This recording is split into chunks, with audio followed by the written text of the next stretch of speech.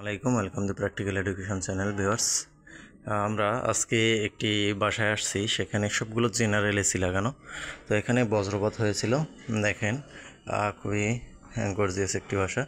তো সেক্ষেত্রে আমাদের এখানে জেনারেল এসিটি যে খুলেছি, আর নিচে আমরা একটি রুমে দেখেছি সেখানে সার্কিটটি খারাপ হয়ে গেছে। আর এখানে সেমভাবে আমরা দ্বিতীয় সার্কিটটি খুললাম, দেখেন এটারও ফিউজ খারাপ হয়ে গেছে। ফিউজটি আমি জাস্ট চেক করার জন্য এখানে চেক করার জন্য এখানে তার পেঁচিয়ে চেক করেছি, কিন্তু এখানে দেখেন যে ক্যাপাসিটারটি আছে 68 ইউএফ এবং 420 ভোল্টের, সেটিকে দেখেন খুবই এখানে ফুলে উঠছে। এখানে যদি আপনারা ক্যামেরায় দেখতে পান, একটু লক্ষ্য করেন,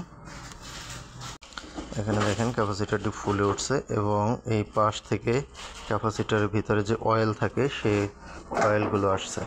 দেখেন এখানে পুরো অয়েলে ভর্তি হয়ে গেছে।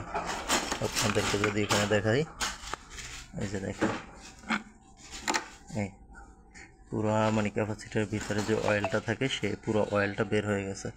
তো এখানে ক্যাপাসিটার এবং ফিউজ দুটোই গেছে, এবং সার্কিটে আরও প্রবলেম আছে কিনা আমরা এই দুটো লাগানোর পরে চেক করব। এই ছিল এই এসিটির প্রবলেম।